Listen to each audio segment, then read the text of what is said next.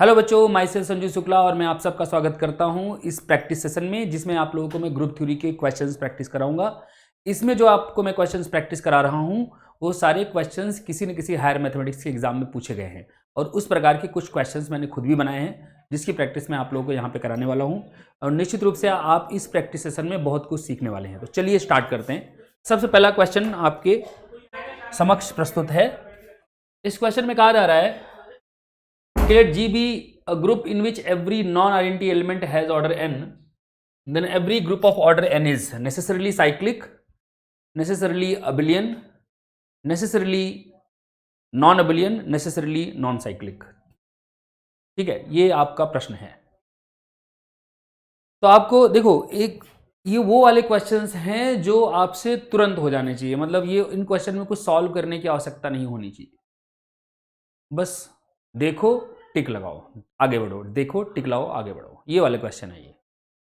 अब इसमें देखो टिक लगाओ आगे तभी आप बढ़ पाओगे जब आपको एक चीज पता हो, और वो ये है कि अगर किसी ग्रुप में हर नॉन आइडेंटिटी एलिमेंट का ऑर्डर सेम है तो वो ऑर्डर डेफिनेटली कोई प्राइम नंबर होगा।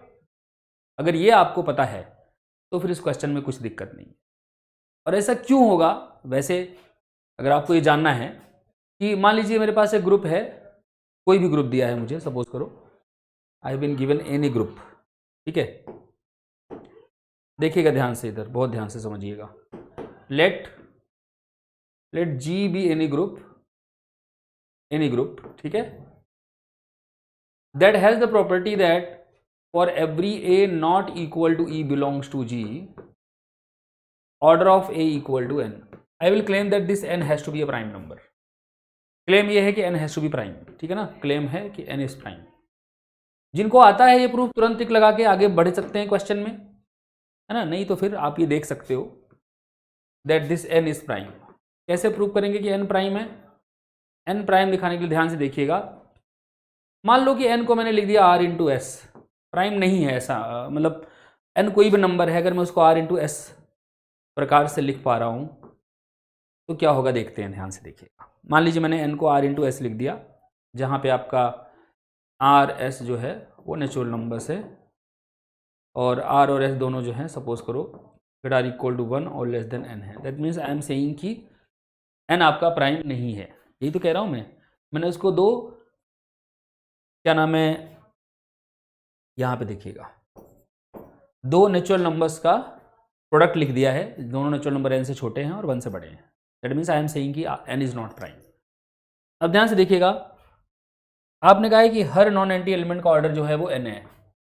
तो मान लो मैंने ए कोई नॉन आइडेंटिटी एलिमेंट ले लिया जी का, देन बाय दैट डेफिनेशन या by that condition order a will be n. Also what can I say about order of a to the power r? Order of a to the power r होगा n upon में GCD of r and n. लेकिन r और n का GCD तो r है नहीं, क्योंकि are N को डिवाइड कर रहा है, एन आर का मल्टीपल है ना, तो ये तो एन बाई आर हो गया। लेकिन हर नॉन आइडेंटिटी एलिमेंट का ऑर्डर जो है वो आपने कह रखा है कि that is nothing but N, so A की पावर आर का ऑर्डर भी एन होगा, है ना। तो यहां से आपका आर इज इक्वल टू 1 आ गया, विच इज अ कॉन्ट्राडिक्शन। ठीक है, क्योंकि आर और एन दोनों आपने 1 से बड़े लिए हुए थे। क्लियर है? एक चीज और हो सकता है, मैंने यहां पे कह दिया कि ए की पावर आर ई नहीं है। देखो मैंने ये यहाँ पे फैक्ट यूज किया है कि ए की पावर आर नॉन आइडेंटिटी एलिमेंट है, तभी उसका ऑर्डर एन होगा ना। आइडेंटिटी एलिमेंट होगा तो, अगर ए की पावर एन आइडेंटिटी एलिमेंट हो गया तो, सॉरी ए की पावर आर अगर आइडेंटिटी एलिमेंट हो गया तो, अगर ए की पावर आर आइडेंटिटी हो गया तो यहां से तो ये पता चल जाएगा कि ए का ऑर्डर जो है वो less or equal to r है और वो स्ट्रिक्टली लेस देन एन है, विच इज नॉट पॉसिबल क्योंकि ए का ऑर्डर ऑलरेडी हमने एन लिया हुआ है। ठीक है, तो कहने का मतलब ये है कि we are getting a contradiction when we are assuming that n is not prime. तो इसका मतलब एन को प्राइम होना पड़ेगा। तो प्राइम हो गया अगर ऑर्डर, ठीक है, तो प्राइम ऑर्डर का कोई भी ग्रुप क्या होता है, cyclic. Every group of order n, and now we know that n is a prime number and we know that every group of prime order must be cyclic, तो this is necessarily cyclic. और cyclic group हमेशा abelian भी होता है, this is necessarily abelian. तो ये वो वाले क्वेश्चन है जो तुरंत हो जाने वाले क्वेश्चन है। देखो मैक्सिमम क्वेश्चन जो एग्जाम में आएंगे ना, ज़्यादातर क्वेश्चन आप देखोगे ग्रुप्स के हों, चाहे लीनियर के हों, चाहे रियल के हों, उनको सॉल्व करने की ज़रूरत बहुत कम पड़ती है। काफ़ी कम क्वेश्चंस में पूरा आपको सॉल्व करने की ज़रूरत पड़ती है। ठीक है, देखते ही पता चल जाता है कि क्या इसका आंसर होने वाला है, क्या अप्रोच लगने वाला है, लेकिन ऑब्वियसली उसके लिए प्रैक्टिस बहुत करनी पड़ती है। ठीक है, ओके, आगे चलते हैं। नेक्स्ट क्वेश्चन देखते हैं। इन a group 1 2 3 and so on 16 under the operation of multiplication modulo 17 the order of the element 3 is what? the element 3 का ऑर्डर जो है वो क्या है, ये आपसे पूछा गया है। ठीक है, अब इसमें कुछ कैलकुलेशन आएंगी, मेंटल कैलकुलेशन, या कह दो कि वो क्या बोलूँ मैं, 5th क्लास वाली कैलकुलेशन, न्यूमेरिकल कैलकुलेशंस। उसके लिए आपके पास क्या नाम है, बोर्ड पे क्या अलाउड होगा आपको, क्या नाम है, scientific calculator type. Scientific calculator तो नहीं होगा, बट हाँ आपको कैलकुलेटर अलाउड होगा। ठीक है, तो थोड़ी उससे जल्दी हो जाएंगी कैलकुलेशंस। अच्छा देखो, पहले ये देखना है मुझे कि ये ग्रुप है, इसमें 1 से लेकर के 16 तक के सारे नंबर्स हैं, और ये क्या नाम है, मल्टीप्लिकेशन मॉड्यूलो 17 के रिस्पेक्ट में ग्रुप कह रहे हैं। ये आपसे कह रहे हैं कि इसके अंदर एक एलिमेंट 3 है, उसका ऑर्डर क्या होगा, ऑर्डर ऑफ द एलिमेंट 3। तो 3 का ऑर्डर निकालने का मतलब हुआ कि आपको वो मिनिमम पॉजिटिव पावर r ढूंढना है, जो 3 की पावर r लगाओ। जब आप 3 की पावर r लगाओ तो 1 आ जाए। पहली बात तो आपको ये समझना पड़ेगा कि 3 की पावर r इक्वल टू 1 का मतलब ये है कि 3 की power r is congruent to 1 modulo 17, क्योंकि यहाँ पे आपको मॉड्यूलो 17 में करनी है सारी कैलकुलेशन। तो 3 की पावर r इक्वल टू 1 का मतलब ये हुआ कि 3 की पावर r को 17 से डिवाइड करने के बाद रिमाइंडर बनाना चाहिए। ठीक है ना, अब ये कैसे करेंगे देखते हैं, जरा ध्यान से देखिएगा, ध्यान समझिएगा इस बात को, देखिएगा। ओके, पहली बात तो आप ये ऑब्जर्व कीजिए कि 3 का और 17 का जीसीडी कितना है। GCD of 3 and 17 we all know is nothing but 1। और फिर मैंने आपको एक रिजल्ट, नहीं पता मैंने आपको, अगर आपने देखे होंगे लेक्चर्स तो मैंने उसमें आपको एक कराया हुआ है कि अगर आपके पास m और n कोई दो ऐसे नेचुरल नंबर हैं जिनका जीसीडी जो है वो 1 है, तो n to the power 5m कर दो, तब भी ये कॉन्ग्रुएंट टू 1 मॉड m होता है, और m की पावर 5n कर दो, तब भी ये कॉन्ग्रुएंट टू 1 मॉड n होता है। ठीक है, तो यहाँ पे भी ऐसा ही हो रहा है। तो मैं 3 की पावर अगर 517 कर दूंगा, then will be congruent to 1 mod 17। इसका मतलब ये हुआ, अब 517 हो गया 16, क्योंकि 17 प्राइम है, 5 यहाँ पे ऑलस 5 फंक्शन है। ठीक है, तो 1 मॉड 17। अब आपको एक चीज़ समझनी है, यहाँ पे 3 की पावर 16 कॉन्ग्रुएंट टू 1 मॉड 17 का मतलब ये करता ही नहीं है, इसका जो ऑर्डर है वो क्या है आपका 16 है। ठीक है ना,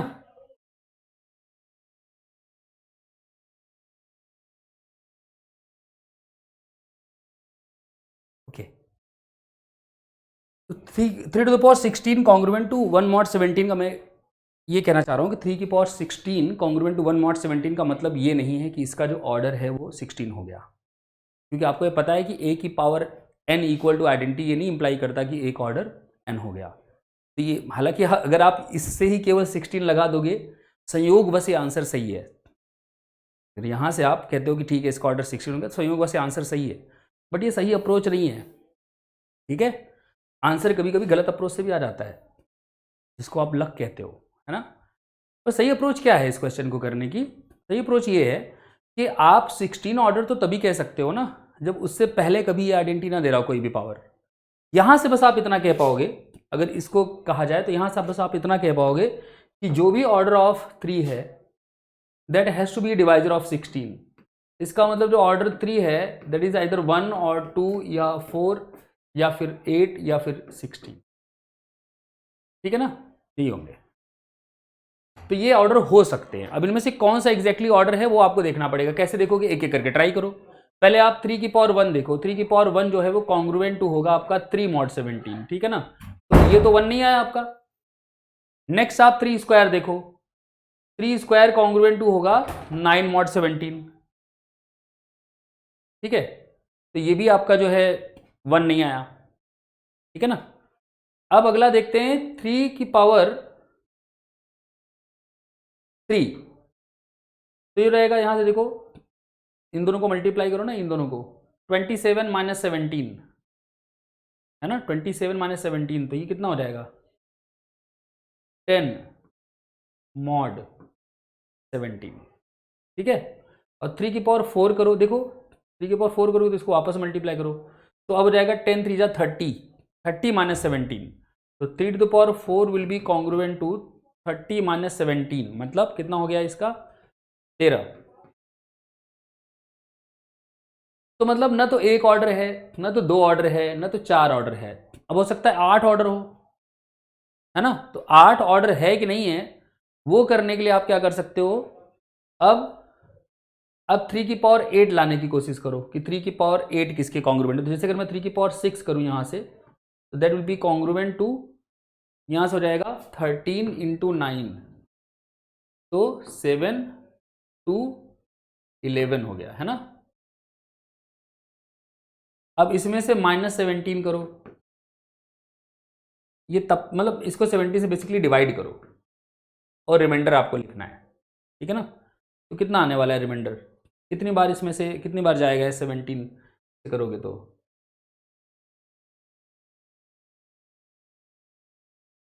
6 टाइम्स ले जाते हैं, है ना।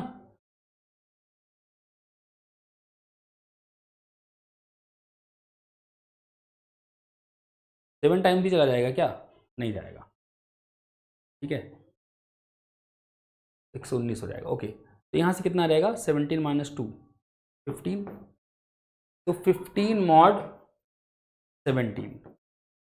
अब मुझे 3 की पावर 8 चाहिए, तो मैं फिर से करूंगा। अब ये सारी कैलकुलेशन आप जब कैलकुलेटर से करोगे तो फटाफट हो जाएगा, यहाँ थोड़ा सा लगाना पड़ रहा है। तो ये 3 की पावर 8 हो जाएगा congruent to what 15 into 9 again, 15 9 जा 135 मॉड्यूलो 17, लेकिन ऑब्वियसली यहाँ 135 नहीं लिखेंगे आप, 135 को डिवाइड करेंगे 17 से, है ना। तो अगर मैं 17 8 जा ले आऊँ तो 136 आएगा, मतलब मैं ये कह सकता हूँ this is congruent to -1 mod 17, ठीक है ना, -1 मॉड 17।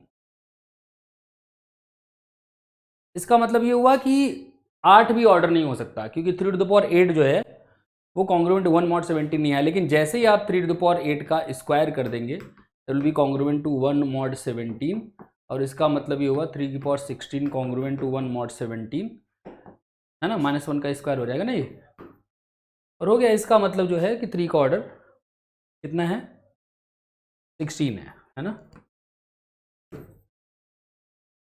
तो 3 का ऑर्डर 16 है, ठीक है। थोड़ी कैलकुलेशंस हैं बस। नेक्स्ट देखिएगा, नंबर ऑफ ऑल सब groups of the group Z60 of integers modulo 60, सारे सब ग्रुप्स काउंट करने हैं। आपको पता होगा नंबर ऑफ सब ग्रुप्स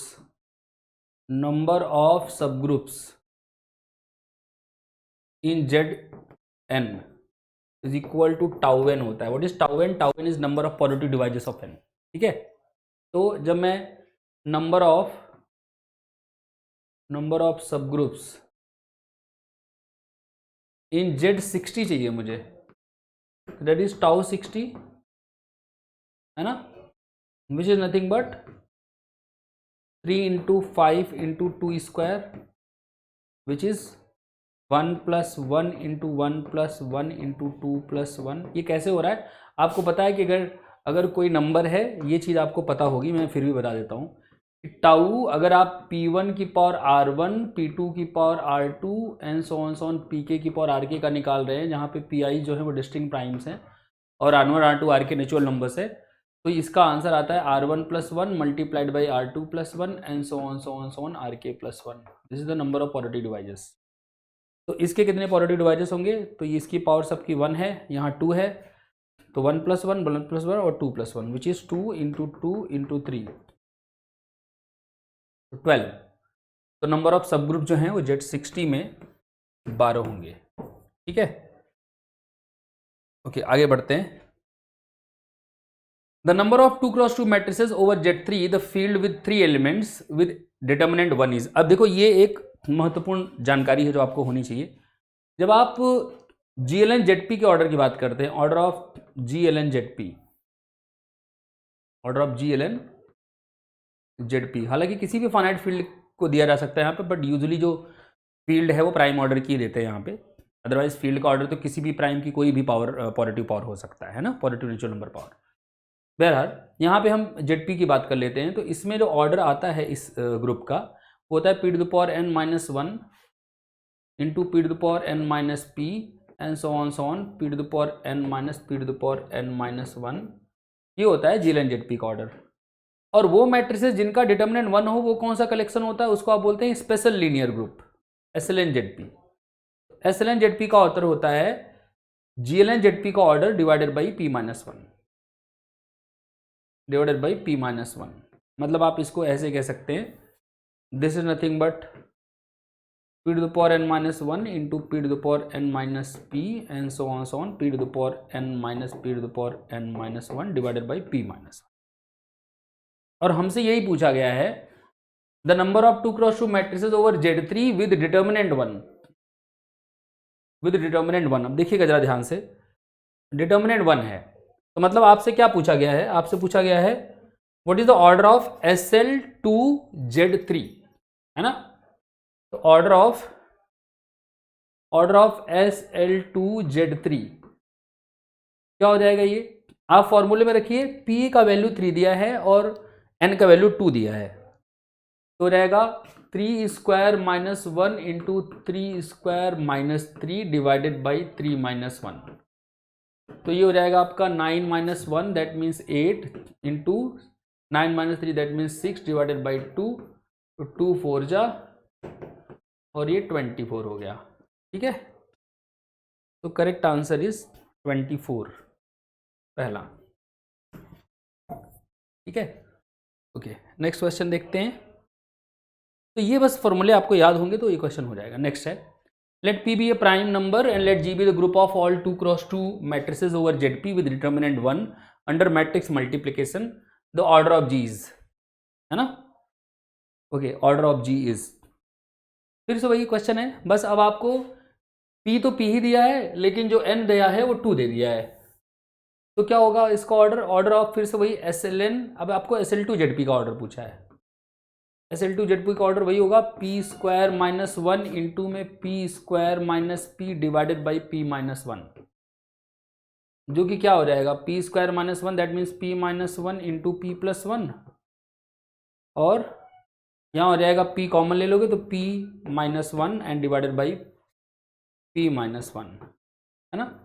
p-1 कैंसिल हो गया, this is p into p, या ऐसे कह दो p+1, बात तो वही है चाहे जो कह दो, p+1 इंटू p-1 वही जो यहाँ लिखा है, ठीक है। तो इसका करेक्ट आंसर हो जाएगा पहला वाला। नेक्स्ट क्वेश्चन देखते हैं, let G be a non-abelian group and let alpha belongs to G have order 4 and beta belongs to G have order 3, then the order of the element alpha into beta। देखो पहले तो आपको ये पता होना चाहिए कि जब आप किसी भी ग्रुप में दो एलिमेंट के प्रोडक्ट की ऑर्डर की बात करते हैं, अगर ग्रुप के फाइनाइट होने की कहीं जानकारी नहीं दी गई है तो जो प्रोडक्ट है ना उसका ऑर्डर फाइनाइट होना भी जरूरी नहीं है, ठीक है। इनफैक्ट बहुत मतलब आप ये देख चुके हो, बहुत सारे वैसे रिजल्ट्स हैं इसके कंसर्न में, लेकिन आप एक चीज़ देख चुके होंगे अभी तक लेक्चर्स अगर आपने देखे होंगे, मैंने आपको दिखाया था कि दो ऑर्डर के दो एलिमेंट को मल्टीप्लाई करके इन्फिनिट ऑर्डर का एक एलिमेंट बन जा रहा था, ठीक है ना। तो ऐसा होगा, और जब भी प्रोडक्ट के ऑर्डर की बात करनी है केवल अबिलियन ग्रुप्स में गारंटी है। अगर कोई अबिलियन ग्रुप है आपके पास, अगर उसमें एक एलिमेंट एक ऑर्डर m है दूसरे का ऑर्डर n है, तो a इंटू बी का ऑर्डर जो है वो फाइनाइट होगा, इसकी गारंटी है अबिलियन ग्रुप में। क्या होगा उसकी गारंटी भी नहीं है, वहाँ पे एग्जैक्टली नहीं बताता, वो भी उसके लिए भी कुछ कंडीशन और चाहिए, ठीक है। लेकिन अगर अबिलियन नहीं है तब तो बिल्कुल मतलब अबिलियन की अगर नॉलेज नहीं है ग्रुप के बारे में तो अल्फा इंटू बीटा का ऑर्डर बहुत ज़्यादा कह दो कि अनडिसाइडेबल है ना, मतलब नहीं बता सकते कि क्या आएगा एग्जैक्टली, ठीक है, अनडिटर्मिनिस्टिक हो जाएगा, ठीक है। ओके अब देखिएगा ज़रा ध्यान से, फिर कैसे इसका उत्तर देंगे। कई सारे तरीके हो सकते हैं, काउंटर एग्जाम्पल उनमें से एक तरीका है, ठीक है। जब डायरेक्ट कोई रिजल्ट्स नहीं लग रहे हैं तो आपको ट्राई करना है कि आप एग्जाम्पल्स को काउंटर कर सको, सॉरी ऑप्शंस को काउंटर कर सको एग्जाम्पल से। तो कैसे काउंटर करेंगे इसको, देखो आपको एक एलिमेंट चाहिए अल्फ़ा जिसका ऑर्डर 3 है और एक एलिमेंट चाहिए बीटा जिसका ऑर्डर, अच्छा अल्फ़ा का ऑर्डर 4 है और बीटा का ऑर्डर 3 है, ठीक है। कोई बात नहीं। ये 3 और 4 ऑर्डर के एलिमेंट जो है सबसे सुलभ कहाँ होते हैं? एसेंस में। S4 ले लो, कंसिडर S4। मान लो मैंने अल्फ़ा को ले लिया 1 2 3, तो सबको पता है ऑर्डर ऑफ अल्फ़ा इज़ 3।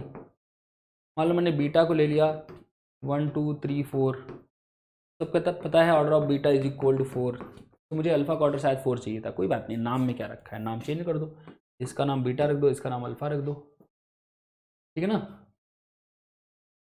तो आपका बीटा का ऑर्डर हो गया 3 और अल्फ़ा का ऑर्डर हो गया 4।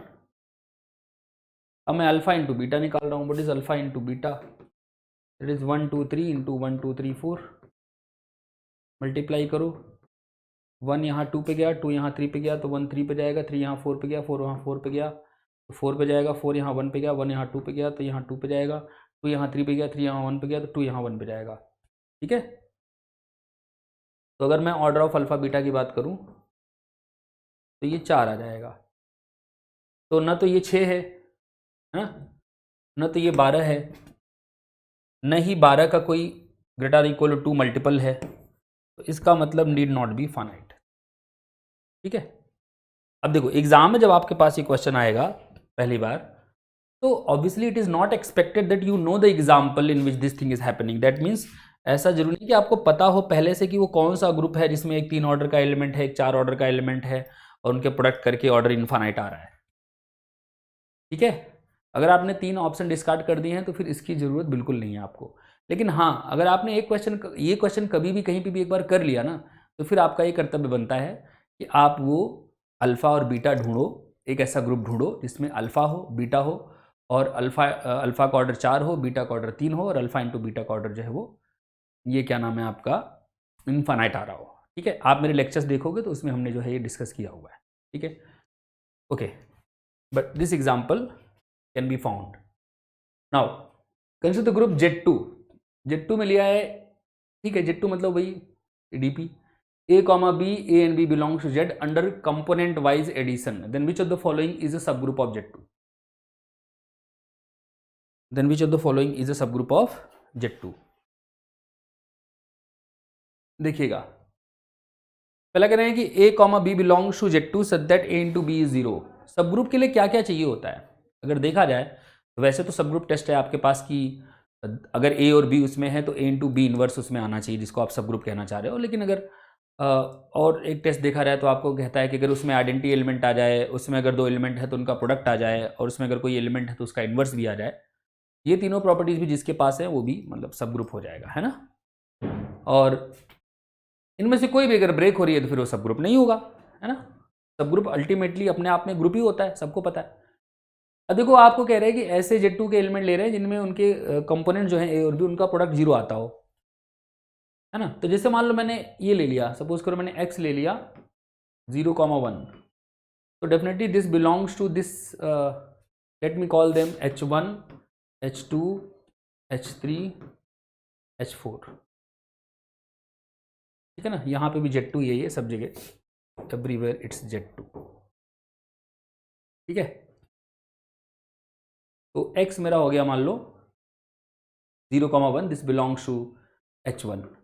अगर मैं y को ले लूँ 1,0, this also belongs to H1। क्यों भाई? क्योंकि इन दोनों का प्रोडक्ट 0 आएगा, इन दोनों का प्रोडक्ट भी 0 आएगा।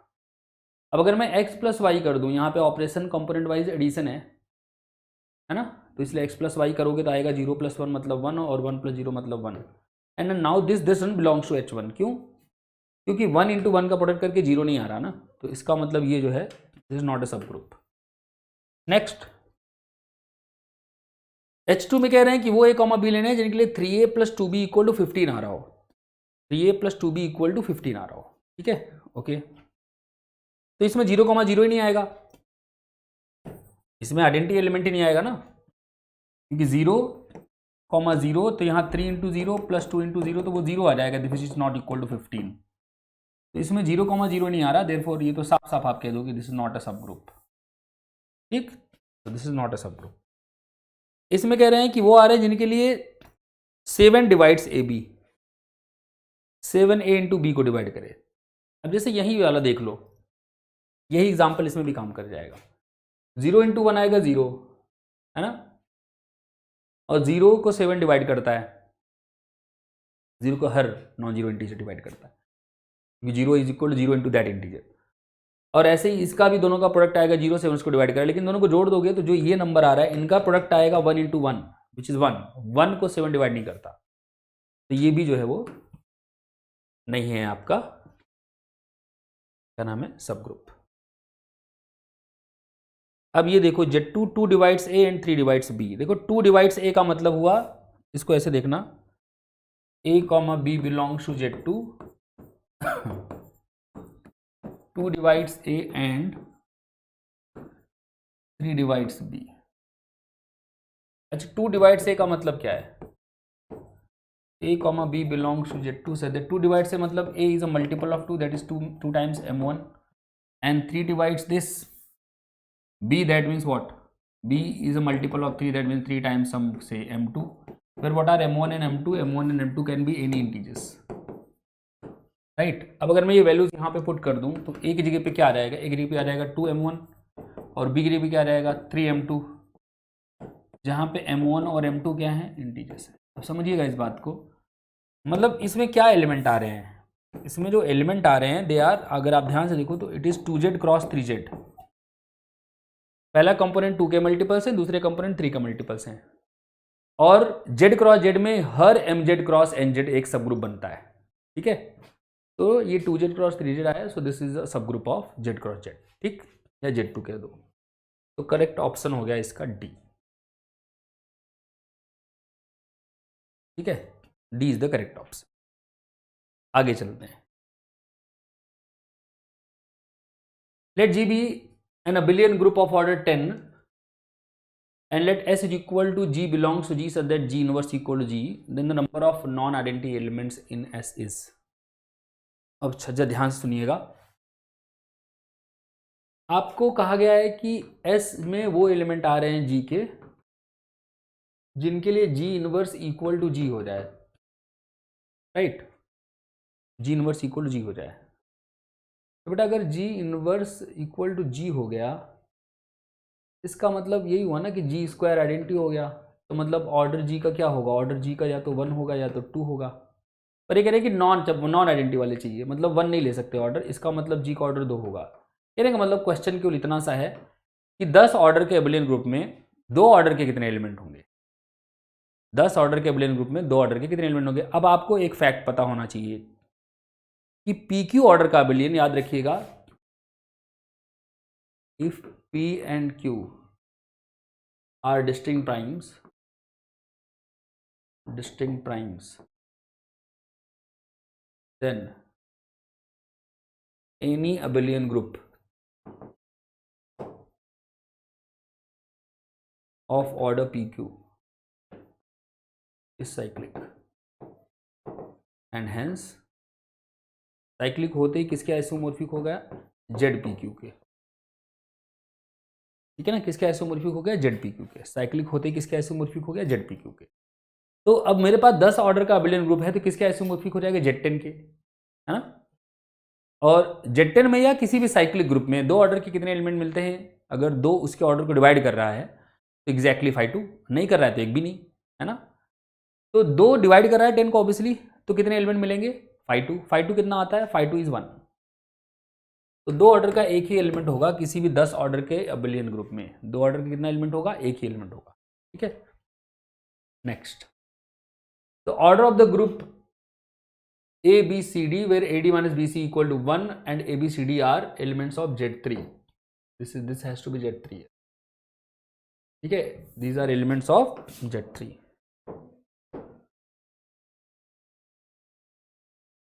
Okay, relative to matrix multiplication, ये वही हो गया, डिटर्मिनेंट 1 आ रहा है, मतलब this is again what, this is again SL2Z3, order of SL2Z3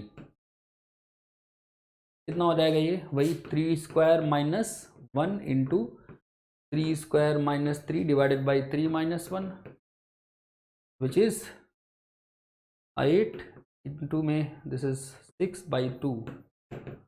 तो वही अभी सेम क्वेश्चन किया था, ये दोबारा किसी एग्जाम में आ गया होगा इसलिए यहाँ पे प्रकट हो गया ये।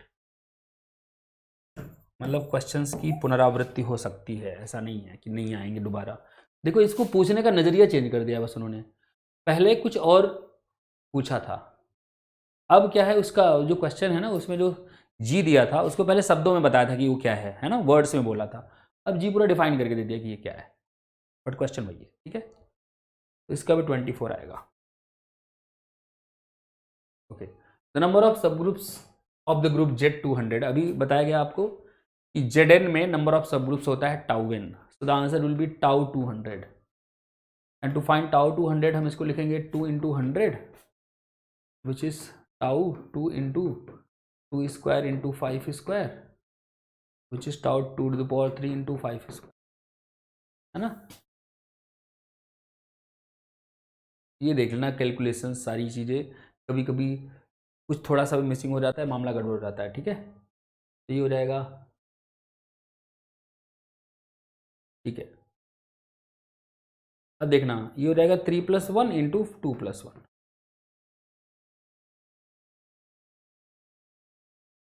हो गया 12, तो 12 आएंगे, ठीक है। 12 सब ग्रुप होंगे Z200 में। करेंगे late A equal to 2 6 3 5 be a matrix over the integers modulo 11, the inverse of A is। अब जरा ध्यान से समझिएगा, 2x2 मैट्रिक्स का इन्वर्स तो वैसे निकालोगे आप, जैसे आपको फॉर्मूला बताया गया होगा, ABCD का अगर इन्वर्स निकालना है तो 1 होता है AD - BC, और इनटू में इन दोनों को इंटरचेंज कर देते हैं, इन दोनों का साइन चेंज कर देते हैं, यही करते हो ना, A और D इंटरचेंज हो जाएंगे तो DA हो जाएगा, -C - B हो जाएगा। ये आपकी डेफिनेशन है किसकी, इन्वर्स, मतलब डेफिनेशन नहीं, प्रोसेस है 2x2 का इन्वर्स निकालने का। हमारे पास भी 2x2 मैट्रिक्स है, 2 6 3 5 इन्वर्स, तो वही करोगे, पहले तो डिटर्मिनेंट निकालो, डिटर्मिनेंट होगा आपका 1 में 2 into 5 - 6 into 3, और 5 2 को इंटरचेंज कर दोगे और इनके साइन चेंज कर दोगे। अब ये हो जाएगा आपका 1/10 - 18 विच इज़ -8, और हो जाएगा 5 - 6 - 3 2। अब ज़रा ध्यान से सुनना, जब आप यहाँ पे -b लिख रहे हो, -b का मतलब क्या है, -b का मतलब है एडिशन के रिस्पेक्ट में जो भी इन्वर्स आ रहा हो, है ना। -3 क्या होता है, -3 होता है 3 का एडिटिव इन्वर्स, तो यहाँ जो -6 लिखा है, -6 का मतलब होगा 6 का एडिटिव इन्वर्स, लेकिन यहाँ पे ऑपरेशन मॉड्यूलो 11 का चल रहा है, मतलब we are in the field Z11, इसमें एडिशन मॉड्यूलो 11 और मल्टीप्लिकेशन मॉड्यूलो 11 से कैलकुलेशंस गवर्न होती हैं।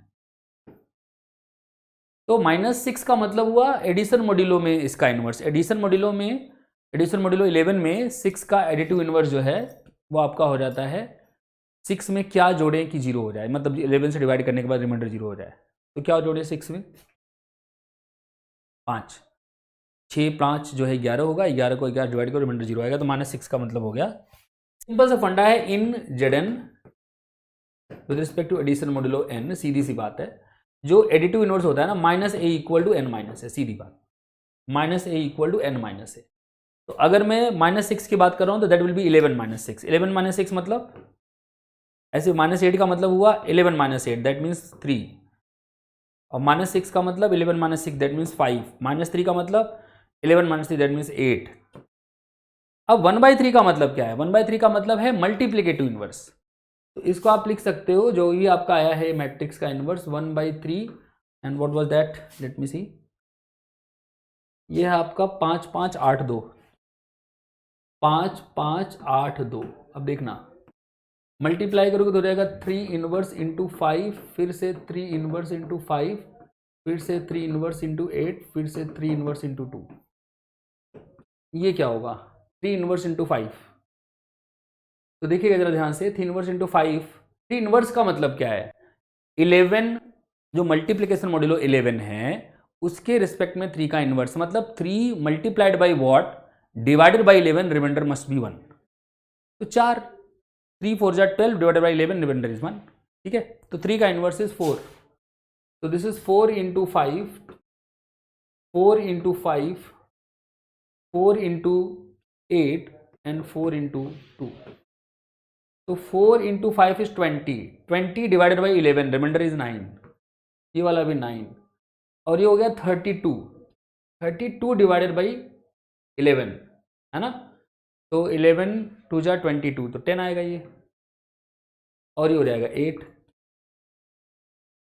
तो 9 9 10 8 इज द आंसर. तो 4 इज द आंसर. कैलकुलेशन ध्यान से चेक करिएगा बेटा, सब इनवर्स लिखे हैं यहाँ पे, ठीक है. ये इनवर्सेस लिखे हैं यहाँ पे, -1 है पावर, ये भी -1 है. नेक्स्ट क्वेश्चन देखिएगा ध्यान से. Let G be the group of all 2x2 matrices A, B, C, D under matrix multiplication where AD minus BC not equal to 0 and AD A, B, C, D are integers modulo 3. The order of G is. अब इन्होंने equal to 1 नहीं बोला, बस बोला है AD minus BC not equal to 0 होना चाहिए. इसका मतलब ये now they are talking about GL2Z3 है ना, ओवर Z3 लिया है क्योंकि मॉड्यूलो 3 है और 2x2 मैट्रिसेस लिए हैं. So now G is nothing but GL2Z3. And what is order of G then? This is order of GL2Z3 which is 3 square minus 1 into 3 square minus 3 which is 8 into 6 which is 48. ठीक है, so correct answer is 48. ठीक, next question देखिएगा question क्या कह रहे हैं. Let G equal to A1, A2, so on A25. मतलब G कोई ग्रुप है जिसमें 25 एलिमेंट है और B और C कोई G के एलिमेंट हैं.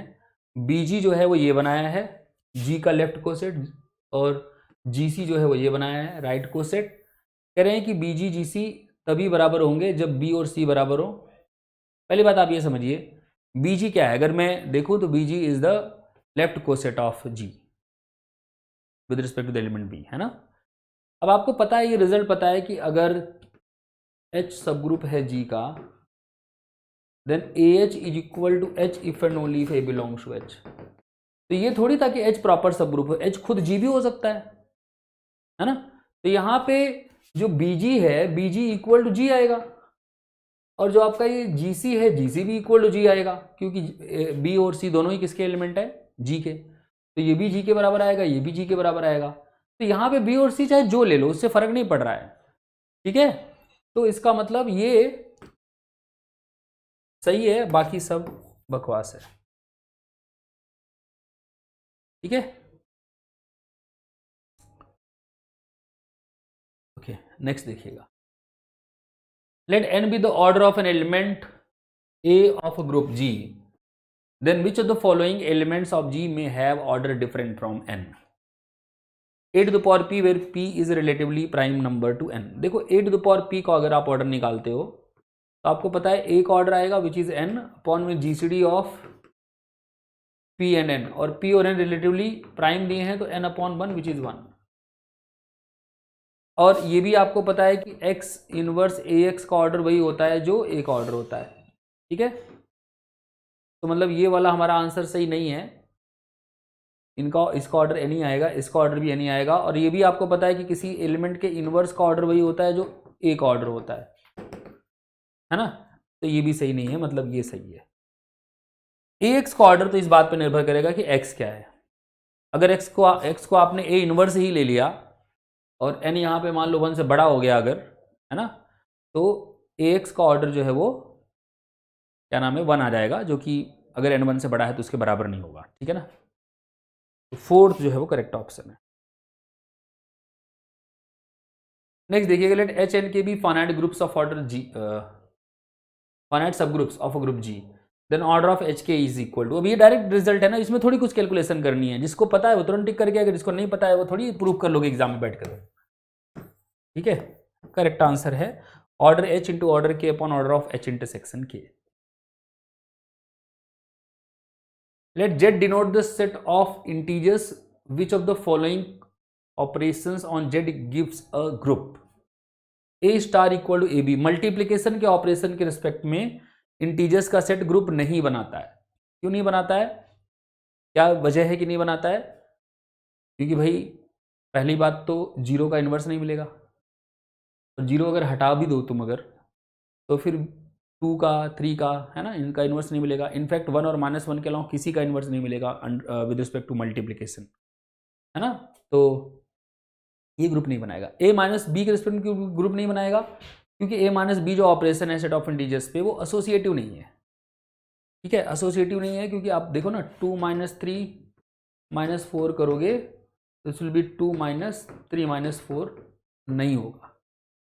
ठीक है, यहाँ पे आ जाएगा -1 - 4 विच इज़ -5, और यहाँ पे आ जाएगा 2 - -1 विच इज़ व्हाट 3, और -5 इज नॉट इक्वल टू 3। ठीक है ना, तो ये भी नहीं बनाएगा। नेक्स्ट है a star b equal to a plus B minus A B.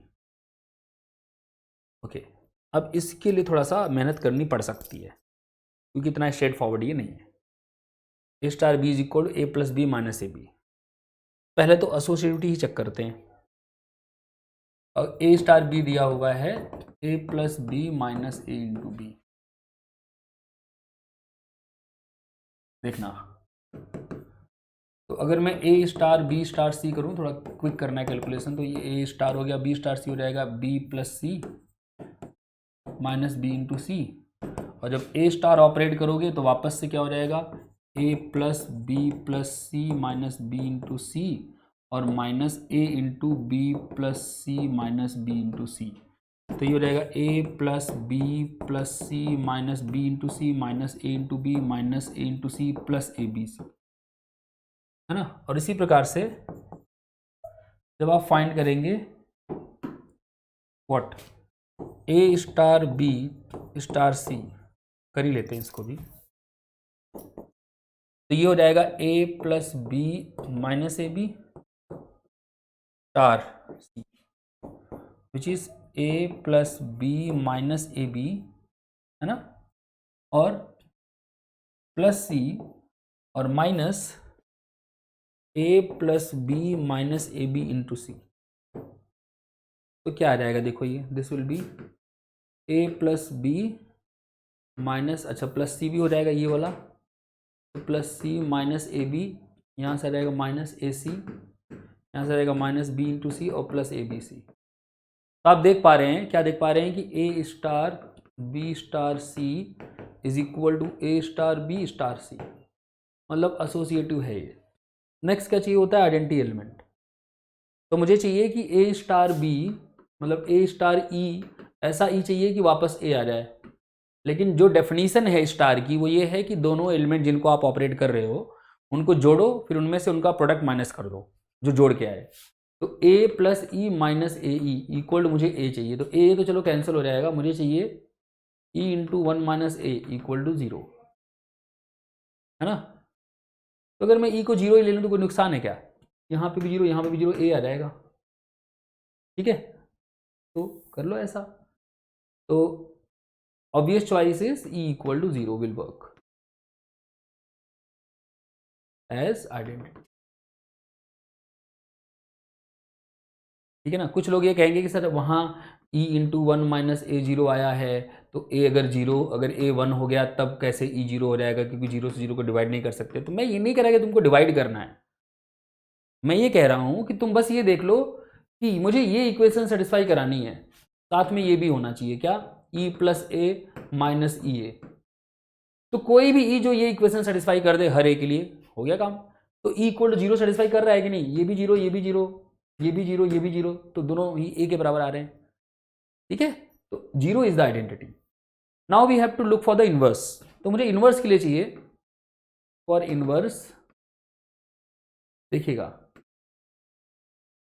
हमको चाहिए a star b equal to identity that mean 0, but a star b का मतलब हुआ a plus B minus A b equal मुझे चाहिए 0।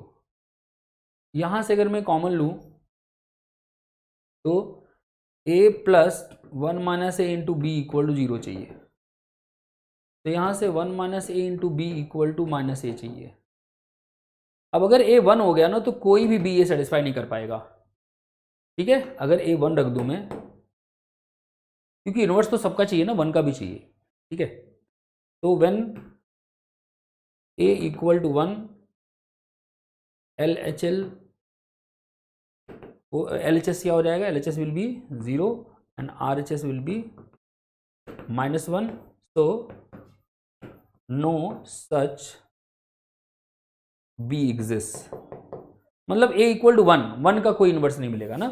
1 को किससे ऑपरेट करो कि 1 प्लस वॉट a या b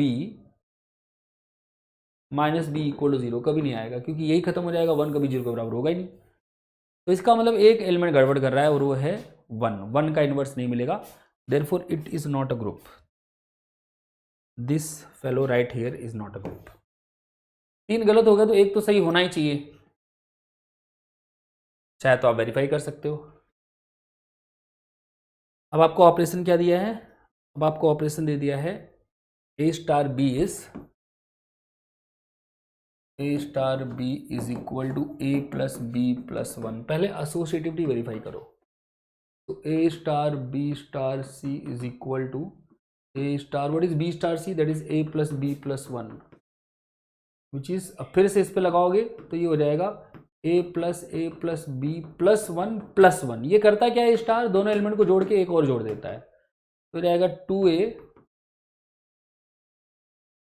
एक मिनट हाँ b था ना, ये गड़बड़ हो गया, ये होगा a star b star c, a star b star c होगा b प्लस c प्लस 1, तो ये हो जाएगा a, अब ये आपका a हो गया, ये पूरा b हो गया, तो a plus b plus c plus 1 plus 1, which is a plus b plus c plus 2, तो a star b star c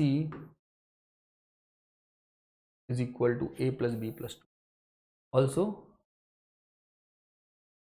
a star b star c क्या होगा, a स्टार b है आपका a प्लस बी प्लस 1 और star c,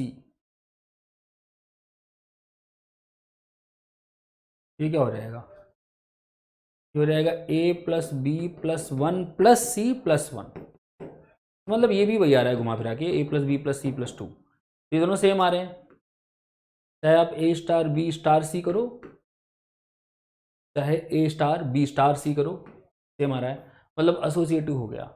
next ये identity, तो मुझे चाहिए a स्टार e ऐसा क्या कर दें कि a आ जाए वापस।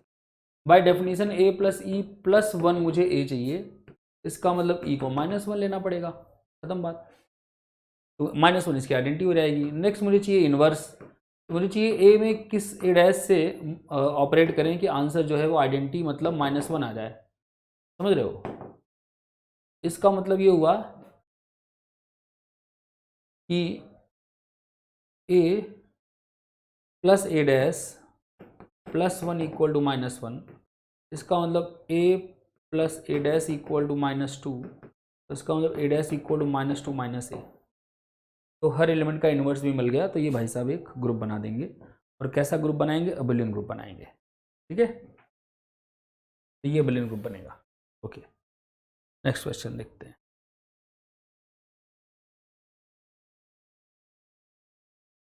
If A and B are two elements of a group G such that order of AB inverse is equal to 10, then order of B B to the power -2 AB equal to what?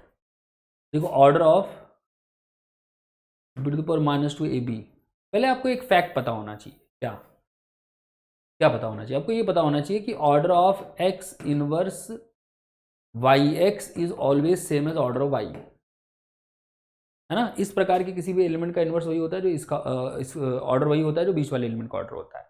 तो अगर मुझे इसका order निकालना है, can I write this as order of B inverse into B inverse A into B. Obviously B inverse 2 बार है ना, B की पावर -2। अब this is same as by this result, इसका ऑर्डर हो जाएगा ऑर्डर ऑफ बी इनवर्स है ना। पर एक रिजल्ट और आपको पता होना चाहिए कि order of X Y same as order of Y X, ठीक। So this will be same as order of AB inverse, and AB inverse का ऑर्डर कितना दिया हुआ है 2, सॉरी 10, कितना दिया हुआ है 10 है ना, तो मतलब इसका ऑर्डर 10 आएगा। ठीक है, इसको आप काउंटर भी कर सकते थे, आप कोई ग्रुप ले लेते जिसमें ए बी इनवर्स का ऑर्डर 10 आ रहा हो, जैसे काउंटर अगर करना चाहो तो इस छोटे से क्वेश्चन में क्या ही इतनी मेहनत करनी।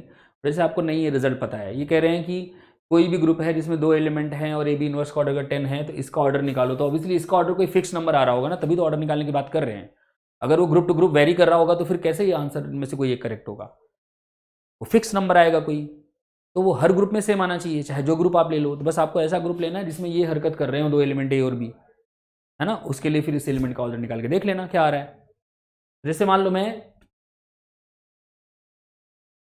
अगर मैं बात करूं Z10 की बात कर लेते हैं, है ना, मान लो मैंने ए तो आइडेंटिटी ले लिया 0 और बी को ले लिया मैंने 9। ठीक है, तो अगर मैं ए बी इनवर्स की बात करूं, मतलब 0 प्लस 9 का इन्वर्स, 9 का इन्वर्स होता है 1 Z10 में, है ना, 9 प्लस 1 10 आएगा, 1 हो गया। तो order of A B inverse क्या हो गया, 1 का ऑर्डर Z10 में कितना होता है 10।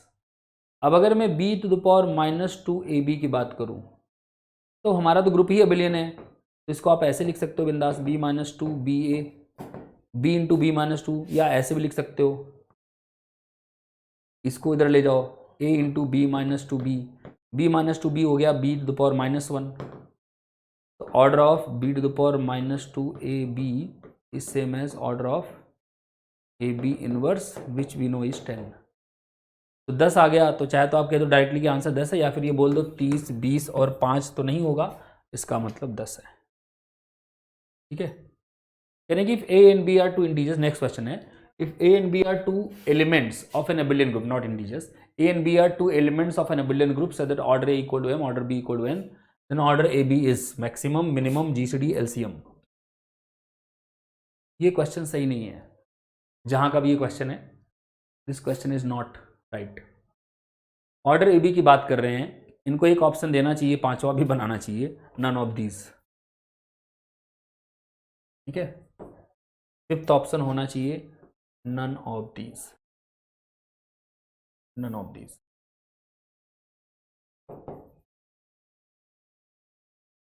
ठीक है, मतलब या तो एक ऑप्शन में से कोई हटाएं या फिर फिफ्थ ऑप्शन भी बनाएं, क्योंकि एम और एन के बारे में कोई इन्फॉर्मेशन नहीं, बस जी को अबिलियन ग्रुप बोला है ना, जी को क्या बोला है, अबिलियन ग्रुप। अगर मैं एलिमेंट ले लूं अबिलियन ग्रुप कोई भी, मान लो मैं Z6 ले लेता हूं, मान लो ए मैंने 3 ले लिया और बी मान लो मैंने 2 ले लिया। ठीक है, या कुछ और ले लो, 5 ले लो। ठीक है, तो नहीं, इसका ऑर्डर कितना आएगा 6, इसका ऑर्डर कितना आएगा 6, नहीं इसका 6 कैसे आएगा, देखते हैं, अभी कर लेते हैं, नहीं तो फिर वो चेंज कर देंगे, उसमें क्या है। तो अगर मैं एक ऑर्डर देखूं, दैट विल बी 3 अपॉन में 6 अपॉन में 3, दैट मीन्स 2, और इसका ऑर्डर हो जाएगा, बी का ऑर्डर हो जाएगा 6। अब अगर मैं ए इंटू बी की ऑर्डर की बात करूं, ए इंटू बी मतलब ए एडिशन मॉड्यूलो 6b, तो रहेगा 5 3 8 डिवाइडेड बाई 6 रिमाइंडर इज 2। तो what is order of A B, ये हो जाएगा 3,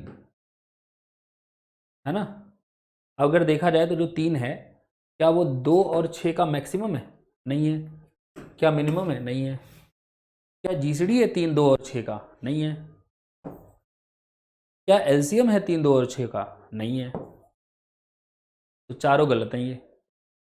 ठीक है, ऐसा कई बार पाया गया है कि कुछ यूनिवर्सिटीज़ के क्वेश्चन पेपर में ऐसे ऑप्शंस वो दे देते हैं, या तो इसको मल्टीपल सेलेक्ट बोलें कि विच of the following can not be true, not necessarily true करके, तो फिर तो भाई ये चारों सही हो जाएंगे। अदरवाइज कभी कभी कुछ हो जाता है, मतलब ऐसा सबसे गलती हो सकती है, समझ रहे हो, लिखते वक्त दिमाग में कुछ और चल रहा है, वो टाइप कर दिया फिर भेज दिया। ठीक है, अवॉइड करना चाहिए लेकिन हो जाता है, तो इस वजह से ये क्वेश्चन में गड़बड़ी होगी कुछ, बट ये है किसी यूनिवर्सिटी का ही क्वेश्चन। इस जितने क्वेश्चन मैं करा रहा हूँ सब कहीं ना कहीं आए हैं, SU में आए हैं, मतलब CUSET में आए हैं, या फिर कहीं ना कहीं आए हुए क्वेश्चन। ठीक है, ओके, तो एक बार फिर से वेरीफाई कर लो कहीं हमने काउंटर में कुछ गड़बड़ी ना की हो। 3 का ऑर्डर डेफिनेटली 2 आएगा क्योंकि 6/3 होगा, और 5 और 6 का जीसीडी 1 होगा, है ना। तो ये हो जाएगा 6/1 मतलब 6। ए इंटू बी करोगे तो 2 आएगा, और 2 का ऑर्डर होगा 6/2 मतलब 3। ठीक है, 3 न तो इन दोनों का एलसीएम है, न इन दोनों का जीसीडी है, न इन दोनों का मैक्सिमम है, न इन दोनों का मिनिमम है। ठीक है, डन। तो correct option must be, there must be an option none of these. बहुत ही अनप्रोडिक्टेबल है ऑर्डर ऑफ क्या नाम है, प्रोडक्ट, है ना। तो ऐसा कुछ नहीं बोल सकते कि क्या आएगा क्या नहीं आएगा। नेक्स्ट देखते हैं, let G be a group which of the following is not subgroup of G. इनमें से कौन सा है जो जी का सब ग्रुप नहीं है। ठीक है, इनमें इन क्वेश्चंस में कोई रॉकेट साइंस नहीं है, इनमें थोड़ा सा दिमाग जो है क्विक होना चाहिए, बस थोड़ी सी प्रैक्टिस होनी चाहिए ताकि देख के पता चलता रहे कौन सा काउंटर कहाँ से हो रहा है, और थोड़े से रिजल्ट पता होने चाहिए। देखो जब आप क्वेश्चन कर रहे होते तो ये भी आपको देखना पड़ेगा कि क्वेश्चन आपका जो है वो मल्टीपल सेलेक्ट है कि सिंगल सेलेक्ट है। अगर सिंगल सेलेक्ट है और एक ऑप्शन आपको पक्का पता है कि सही है तो फिर ऑब्वियसली आप वही लगा के आगे बढ़ जाओगे ना।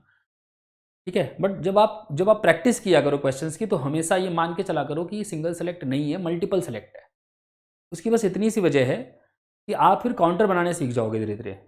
ठीक है, आपके काउंटर बनाने की प्रैक्टिस हो जाएगी, तो जो आपको सी पार्ट में मतलब ये कह दो कि जो आपका मल्टीपल सेलेक्ट वाला होता है उसमें मदद करेगा।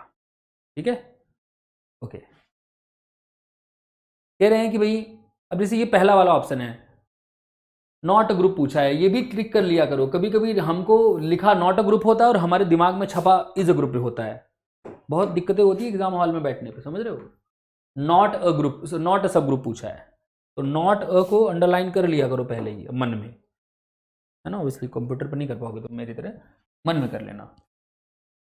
इसको आप देखते ही जान जाओगे, अरे यार इसको तो हम जानते हैं, ये तो नॉर्मलाइजर है का, है ना। इनसे तो बहुत बार मुलाकात हुई होगी आपकी ग्रुप थ्योरी पढ़ने के दौरान। तो ये भाई साहब नॉर्मलाइजर है कि नॉर्मलाइजर हमेशा सब ग्रुप होता है, तो ये ऑप्शन तो सही नहीं हो सकता। फिर कह रहे हैं कि x belongs to G such that x belongs to h1 और x बिलोंग्स टू h2। मतलब साफ साफ बोलो ना कि h1 यूनियन h2 की बात कर रहे हो, इतना घुमा फिरा के क्यों बोल रहे हो। h1 यूनियन h2, तो यूनियन ऑफ टू सब ग्रुप्स, वैसे आपको डायरेक्टली पता है it need not be a सब ग्रुप, बट अगर आपको काउंटर चाहिए, अब आपको चाहिए किसका काउंटर बनाएं, हालांकि बहुत घिसा-पिटा क्वेश्चन है, बट आपको पता होना चाहिए, फटाक से दिमाग में आ जाना चाहिए कि h1 अगर मैं 2z ले लूँ, h2 अगर मैं 3z ले लूँ, दोनों सब ग्रुप हैं z के, है ना। अब जब मैं ध्यान से देखना, अगर मैं 2 देखूं तो वो h1 में है, मतलब h1 यूनियन h2 में भी होगा।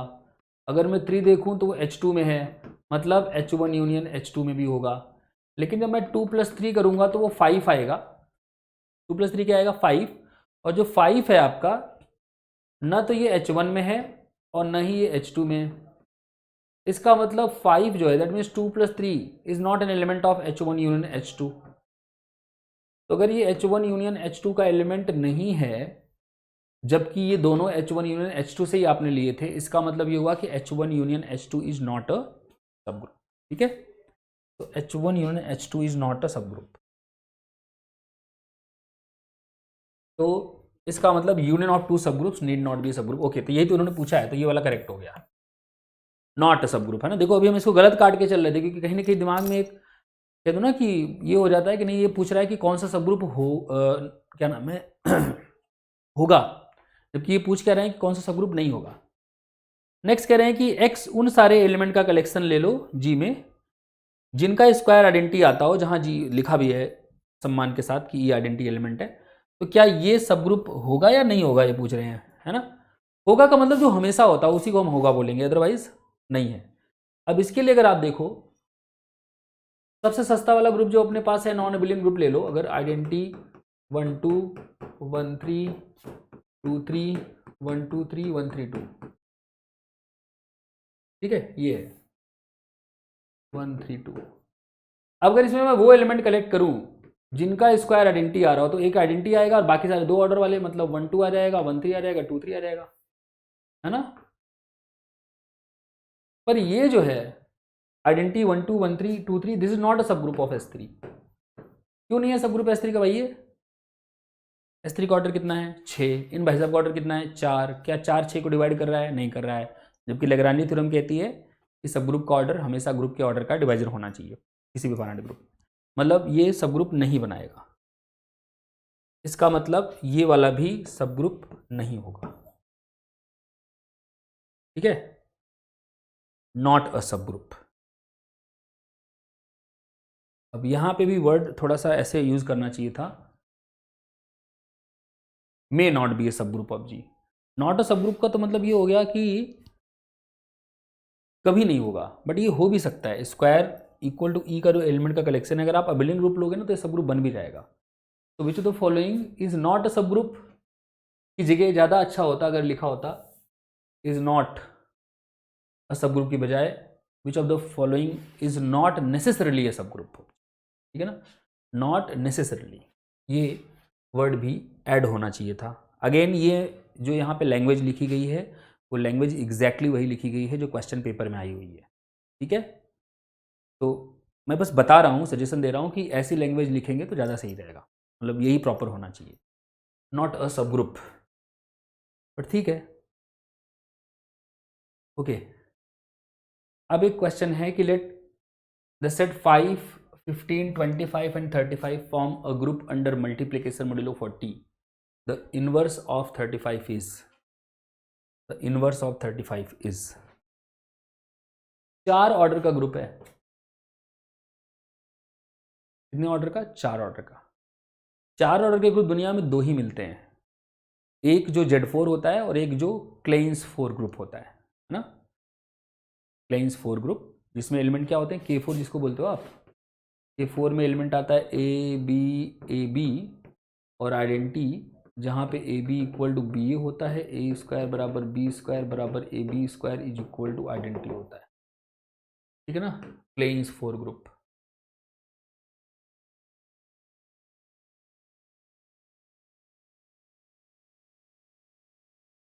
ठीक है, अभी जो क्लेन्स 4 ग्रुप है इसकी खासियत आपने देख ली ना, हर एलिमेंट का स्क्वायर जो है आइडेंटिटी आ रहा है। इनफैक्ट आप ऐसे भी कह सकते हो कि जो 4 ऑर्डर का K4 के जैसा ग्रुप बनता है उसमें हर एलिमेंट का स्क्वायर जो एलिमेंट आता है वो दरअसल आइडेंटिटी एलिमेंट होता है। हर एलिमेंट का स्क्वायर जो एलिमेंट आता है वो दरअसल कौन सा एलिमेंट होता है, आइडेंटिटी एलिमेंट होता है, ठीक है। ऐसा Z4 में नहीं है, Z4 में हर एलिमेंट का स्क्वायर आइडेंटिटी नहीं आएगा, ऑब्वियसली उसमें क्या नाम है, 2 ऑर्डर के एलिमेंट भी हैं, उसमें 4 ऑर्डर का भी एक एलिमेंट है आपके पास, 4 ऑर्डर के इनफैक्ट 2 एलिमेंट है, कौन कौन से, 1 और क्या नाम है 3, है ना, और एक आपका 2 ऑर्डर का है कौन सा, 2, ठीक है। किसकी बात कर रहा हूँ मैं, Z4 की, लिख लो ना, ये भी Z4, 0 1 2 3, इसका ऑर्डर दुनिया को पता है 1 है, इन दोनों का ऑर्डर 4 है, ऑर्डर 2 है। तो क्लेन्स की एक पहचान यहाँ पे मुझे दिख रही है कि भाई अगर हर एलिमेंट का स्क्वायर जो है वही एलिमेंट आ रहा है, कोई सेम एलिमेंट आ रहा है, वही एलिमेंट नहीं, कोई सेम एलिमेंट आ रहा है बार बार, हर एलिमेंट का स्क्वायर, तो ये पहचान किसकी है, क्लेन्स 4 ग्रुप की, क्योंकि इसके पास वो क्या नाम है, प्रॉपर्टी नहीं है कि हर एलिमेंट का स्क्वायर एक ही एलिमेंट आ रहा हो। तो अब अगर मैं, मेरा जो ग्रुप दिया है उसमें है 5, 15, 25, 35, देखो सुंदर से नंबर दिए हैं, 5, 15, 25 एंड 35, इसलिए दिए हैं क्योंकि 5 का स्क्वायर क्या होगा, 25, 15 का स्क्वायर होगा 225, जिसको क्या आप लिख सकते हो 5 इंटू 40 प्लस 25, नहीं ये 200 हो जाएगा और प्लस 25, जो कि जब मॉड्यूलो 40 वाला ऑपरेशन लगाओगे तो ये भी 25 के बराबर आएगा, मॉड्यूलो 40 में है ना ऑपरेशन। तो 2 एलिमेंट हो गए जिनका स्क्वायर क्या नाम है सेम आ रहा है ना, 15 स्क्वायर, ऐसे 25 स्क्वायर करोगे तो 625 आएगा, और ये क्या हो जाएगा आपका 15 इंटू 40 प्लस 25, देखना, हाँ ठीक है 625, तो कितना हो जाएगा, ये भी 25 ही आएगा। अगला कौन सा है 35, अरे जब सारे आ गए ना तो अब इसमें तो हो ही नहीं ना ऐसा, इसमें कोई भी 3 एलिमेंट लेके कभी भी स्क्वायर करने पे सेम एलिमेंट नहीं आएगा, कोई भी 3 एलिमेंट ले लो ना, 0 का स्क्वायर 0, 1 का स्क्वायर 2, 2 का स्क्वायर 4, 3 का स्क्वायर 9 डिवाइडेड बाई 4 है ना 1, ठीक है, ठीक है ना। तो इनमें से कोई भी का स्क्वायर करके जो है सेम एलिमेंट नहीं आ रहा है, सब डिस्टिंक्ट आ रहे हैं, 0 2 4 1, और यहाँ पे 3 का आ गया तो चौथे का भी आएगा, आप चाहो तो कर लेना, 1225 आएगा। इसको भी आप जो है इसी प्रकार से एक्सप्रेस करके देखेंगे 25 आ जाएगा, है ना। 40 × 30 हो गया प्लस 25, 4 × 12 और 2 0 और फिर 25, ठीक है। कहने का मतलब ये है कि ये क्लेइंस 4 ग्रुप है, खत्म कहानी, है ना। ये मुझे पता चलेगा कि ये क्लेइंस 4 ग्रुप है। तो अगर ये क्लेइंस 4 ग्रुप है तो हर एलिमेंट का स्क्वायर वो खुद होता है। क्लेइंस 4 ग्रुप में हर एलिमेंट का स्क्वायर वो खुद नहीं, मुझे बोलना चाहिए हर एलिमेंट का इन्वर्स वो खुद होता है। क्लेइंस 4 ग्रुप में हर एलिमेंट का इन्वर्स वो खुद होता है। हर एलिमेंट का स्क्वायर तो आइडेंटिटी आता है, हर एलिमेंट खुद का इन्वर्स होता है क्लेइंस 4 ग्रुप में। हमारा ग्रुप भी क्लेइंस 4 ग्रुप आया, तो इसमें अगर 35 का इन्वर्स पूछा है तो 35 ही आएगा, 25 का पूछा होता तो 25 आता, 15 का पूछा होता 15 आता, 5 का पूछा होता 5 आता। तो ये जानना भी बहुत ज़रूरी है कि जो आपको ग्रुप दिया गया है वो किसके आइसोमॉर्फिक है। अगर आप वो स्ट्रक्चर डिकोड कर पाए तो फिर आपसे आगे दुनिया में कोई होगा ही नहीं, you will be the boss, है नहीं। नेक्स्ट देखना, कह रहे हैं कि जी कोई ग्रुप है और H सबसेट है जी का, then H is subgroup of G if A, B belongs to H implies AB belongs to H। तो ये सही नहीं है। क्यों सही नहीं है? आप एग्जांपल ले लीजिए, मान लीजिए जी मैंने set of real number under addition ले लिया और H ले लिया मैंने पॉजिटिव रियल नंबर्स का कलेक्शन। मुझे पता है कि कोई भी 2 एलिमेंट अगर मैं लूँगा H में तो पॉजिटिव रियल नंबर होंगे, तो जब उनका प्रोडक्ट करूँगा, प्रोडक्ट का मतलब यहाँ याद रखना मल्टीप्लिकेशंस है, एडिशंस है, तो A + B वापस एक पॉजिटिव नंबर आएगा। तो मतलब ये प्रॉपर्टी ये सेटिस्फाई कर रहा है, बट हमको पता है कि ये सब ग्रुप नहीं बनाता real number with respect to addition का। क्यों? क्योंकि इसके पास 0 नहीं है, आइडेंटिटी एलिमेंट नहीं है। तो ये गलत हो गया। कह रहे हैं कि हर एलिमेंट का अगर इन्वर्स आ जाए H में, है ना, तो ये काउंटर हो गया आपका पहले वाले के लिए। फिर वही बात, अगर ये क्वेश्चन सिंगल सेलेक्ट में होता तो आपको डायरेक्ट रिजल्ट पता है, AB belongs to H implies AB inverse belongs to H, this is 1 step subgroup test. ऐसी हरकत जो भी सब ग्रुप करेगा, जो भी सबसेट करेगा वो तो डेफिनेटली सब ग्रुप बनेगा, है ना।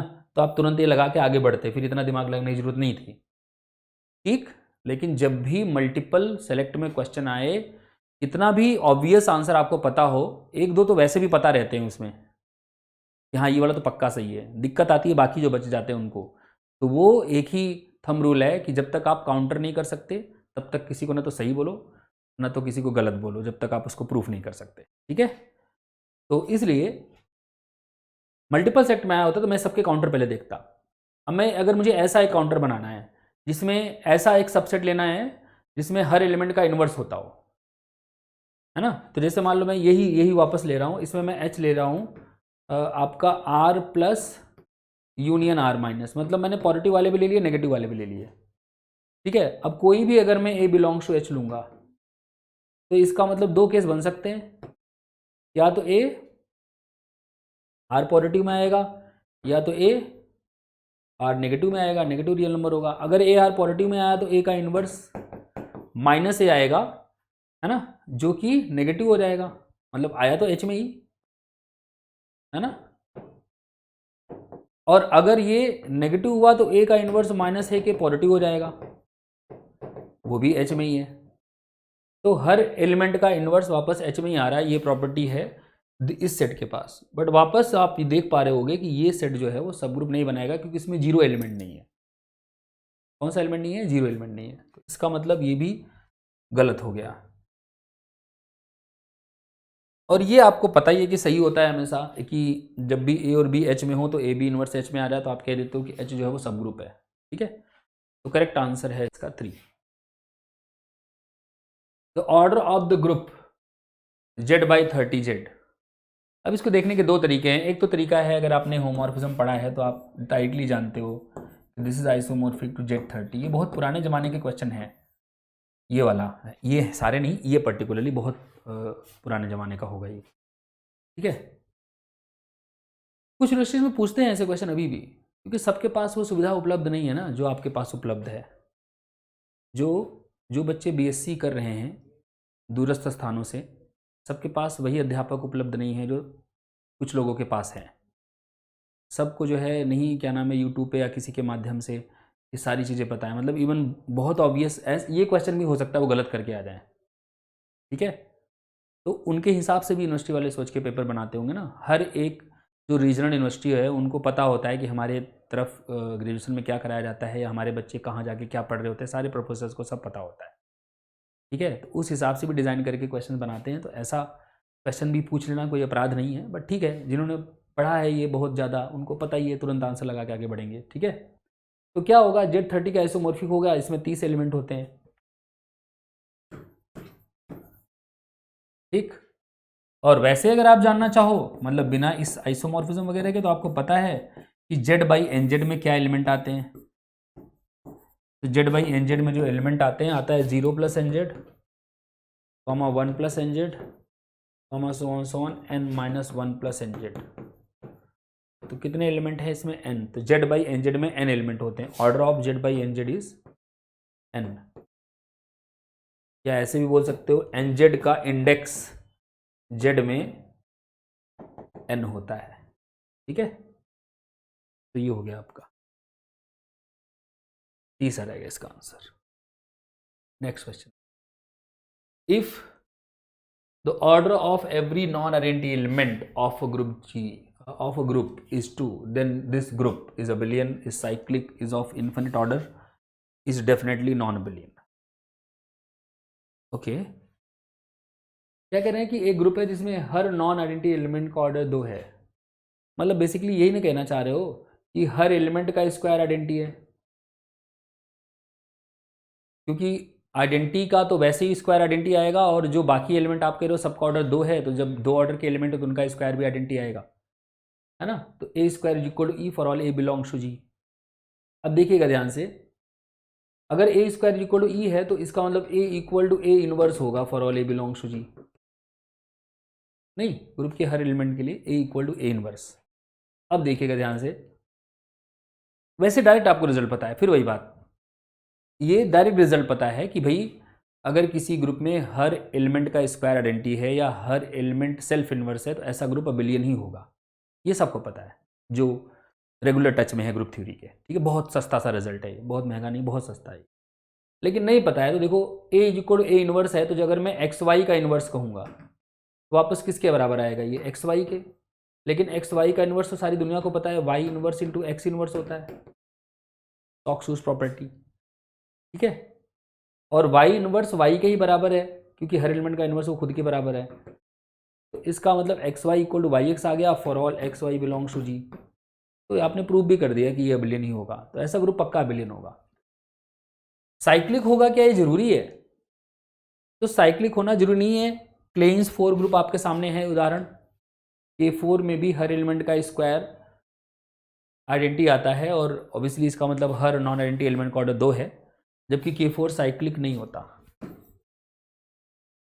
इनफाइनाइट ऑर्डर का ही होगा, नहीं K4 फाइनाइट ऑर्डर का है, डेफिनेटली नॉन अबिलियन होगा।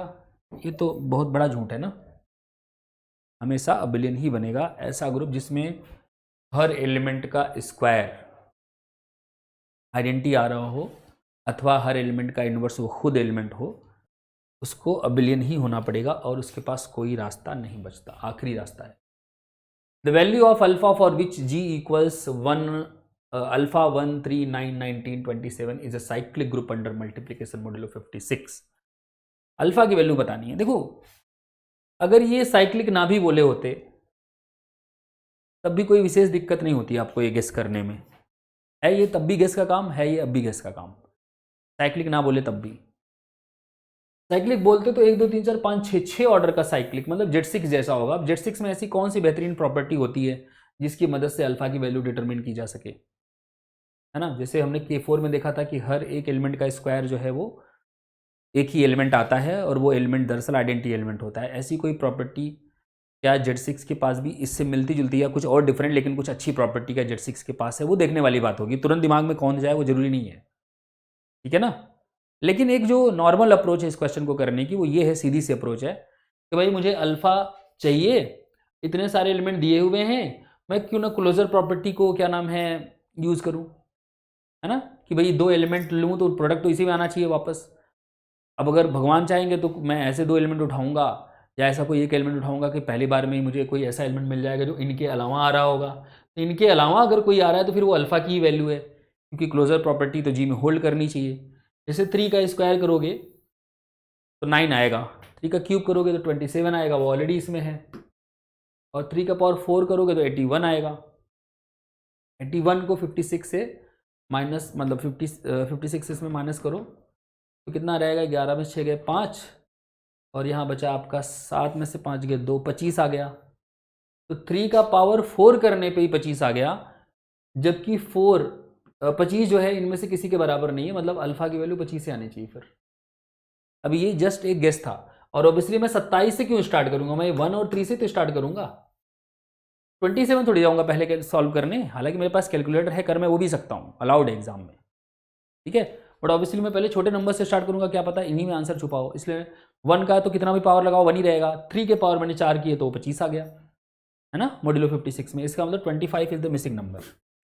अब इसमें साइक्लिक का हमने कोई उपयोग नहीं किया, साइक्लिक नहीं भी दिया होता, जैसे इतना बोला होता कि let this be a group with respect to multiplication modulo 56, then what is the value of alpha, फिर भी हम वैल्यू निकाल पाते, ठीक है। Next question, consider Z24 as the additive group modulo 24, then the number of elements of order 8 in group Z24। 8 order के element Z24 में कितने हैं, याद रखना ये रिजल्ट है number of elements of order D in Zn। सीधा सा रिजल्ट है, ये होगा 0 अगर D डजन डिवाइड्स n, और ये होगा एग्जैक्टली 5D अगर D डिवाइड्स n। अगर डी एन को डिवाइड करें 5D मतलब ऑलवेज 5 फंक्शन, तो यहाँ पे 8 24 को डिवाइड कर रहा है, डेफिनेटली कर रहा है, तो कितने एलिमेंट आएंगे 5 8 कितना होता है 5 8 होता है 4, चाहे जैसे सॉल्व करके देख लो। 2 क्यूब तो ये हो गया 8 into 1 minus 1/2 which is 8 into 1/2 which is 4। 4 element हाँ 4 एलिमेंट होंगे 8 ऑर्डर के, ठीक। तो ये ध्यान में रखिएगा, इस प्रकार से number of elements of any given order निकाल सकते हैं किसी साइक्लिक। नेक्स्ट क्वेश्चन देखिए, the order of the smallest possible non trivial group containing elements x and y so that x to the power 7 equal to y square is equal to e and yx is equal to x to the power 4y। देखो एक गलती करते हैं बच्चे इस question में, गलती ये है कि वो इस स्ट्रक्चर को देख के तुरंत ही कह देते हैं अच्छा x की पावर 7 e है, y स्क्वायर e है, और ये कुछ इक्वेशन सेटिस्फाई कर रहा है, ऐसा तो D7 होता है, तो इसका ऑर्डर 14 हो जाएगा। आगे बढ़ जाएंगे तुरंत पूरे कॉन्फिडेंस के साथ। चलिए इसको थोड़ा सा समझते हैं। अगर मैं पहले 3 ऑप्शंस की ओर देखूं 1 2 7, तो मैं 14 के पास पहले क्यों जाऊं, वो तो सबसे ज़्यादा ऑर्डर है ना, पहले इनमें देखते हैं, क्या पता इन्हीं ऑर्डर का कोई ग्रुप मिल रहा हो जो ये सारी चीज़ें सेटिस्फाई कर रहा हो। मुझे तो बस ऐसा ग्रुप चाहिए सबसे कम ऑर्डर का जिसमें ये इक्वेशन सेटिस्फाई होते हो किसी एलिमेंट एक्स और वाई के द्वारा, खत्म कहानी, और कुछ नहीं चाहिए मुझे। और वो 1 नहीं हो सकता, 1 इसलिए नहीं हो सकता कि उन्होंने नॉन ट्रिवियल बोल दिया पहले ही, तो पहला ऑप्शन तो उन्होंने खुद ही कह दिया कि मैं नहीं मान रहा, तो फिर दिया क्यों था, पता नहीं क्यों दिया था ना। पहला ऑप्शन वो खुद ही कह रहे हैं कि नहीं होगा क्योंकि they want non trivial group. तो नॉन ट्रिवियल ग्रुप की तलाश में हम चलते हैं, लेकिन नॉन ट्रिवियल ग्रुप की तलाश में पहले 2 और 7 चेक करूंगा कि पहले 14 चेक करने जाऊंगा। क्यों जाऊंगा मैं 14 चेक करने, मुझे तो स्मॉलेस्ट ऑर्डर का चाहिए ना। तो पहले मैं 2 और 7 देख रहा हूं। मैं 2 और 7 दोनों एक साथ क्यों कंसिडर कर रहा हूं, क्योंकि दोनों ही ऑर्डर के ग्रुप हमेशा साइक्लिक होंगे। 2 और 7 मतलब प्राइम ऑर्डर के ग्रुप हमेशा क्या होंगे, साइक्लिक होंगे। साइक्लिक होंगे तो बिलियन होंगे, समझ रहे हो। तो अगर ग्रुप का ऑर्डर 2 है या 7 है तो G must be abelian, cyclic and hence abelian, and hence abelian. अब देखिएगा जरा ध्यान से, अबिलियन है तो X Y is equal to Y X होगा, लेकिन एक्स वाई तो आपको ऑलरेडी किसी के बराबर दे रखा है, या वाई एक्स किसके बराबर दे रखा है, वाई एक्स दे रखा है एक्स की पावर 4 वाई के। तो यहाँ से वाई वाई तो कैंसिल हो गया, X cube is equal to identity आ जाएगा। तो मतलब ये हुआ कि ऑर्डर एक्स डिवाइड्स 3, और आपको एक चीज़ और दिया है ऑल्सो, एक्स की पावर 7 आइडेंटिटी दिया है, तो मतलब order x must also divide 7। अब ऐसा नंबर जो 3 और 7 दोनों को डिवाइड करे वो कौन है, 1 है, तो मतलब एक्स को आइडेंटिटी होना पड़ेगा। तो एक्स आइडेंटिटी हो गया, वाई क्या होगा फिर, वाई के बारे में कोई इंफॉर्मेशन नहीं, वाई कुछ भी हो सकता है, बस वाई स्क्वायर आइडेंटिटी है, तो इसका मतलब y दो ऑर्डर का एलिमेंट होगा या आइडेंटिटी होगा, लेकिन अगर y भी आइडेंटिटी हो जाए तब तो ग्रुप ही ट्रिवियल बन जाएगा। इसका मतलब y को नॉन आइडेंटिटी एलिमेंट लेना पड़ेगा, और y को नॉन आइडेंटिटी एलिमेंट ले रहे हैं, इसका मतलब उसका ऑर्डर कितना है, 2 है। तो इसका मतलब जो मेरा ग्रुप बनेगा ना वो बनेगा e और y, जहां ऑर्डर y इक्वल टू 2। और ये जो है आपका ये e और ये y, इसको x ले लो, तो ये दोनों कंडीशंस, ये वाली कंडीशन भी और ये वाली कंडीशन भी सेटिस्फाई कर रहा है। तो मैं दो ऑर्डर का जब मिनिमम ऑर्डर वाला ग्रुप बना पा रहा हूं जो ये दोनों कंडीशन सेटिस्फाई कर रहा है, तो करेक्ट आंसर फिर 2 हुआ ना, कहे 7 होगा कहे 14 होगा। Smallest possible non trivial group containing ये पूछा है ना, तो वो तो मैं 2 ऑर्डर का भी बना पा रहा हूं जो ये कंडीशन सेटिस्फाई कर रहे हैं, तो इसका मतलब करेक्ट आंसर इसका 2 होना चाहिए, है ना। आई बात समझ में। तो इस प्रकार से कंफ्यूज मत हुआ करो, ये देख के सारे डायहेड्रल नहीं हो जाते जिसमें ऐसी इक्वेशन लिखी हो। डायहेड्रल की अलग ही पहचान है ना। डायहेड्रल की पहचान क्या है, डायहेड्रल की पहचान है कि भैया dn होगा अगर उसमें एलिमेंट होंगे आपके ऐसे B square B cube dot dot dot B to the power n-1, फिर आइडेंटिटी, फिर इधर ए बी, फिर इधर ए बी स्क्वायर, फिर इधर A B cube dot dot dot A B to the power n-1, इधर a, और b की power n equal to A square equal to identity and A B is equal to B inverse A. ये है परिभाषा। अब इसको कई अलग अलग रूपों में लिख के दिया जाता है, मतलब यही 2 इक्वेशंस हैं जो डायहेड्रल ग्रुप को पहचानने में मदद करती हैं।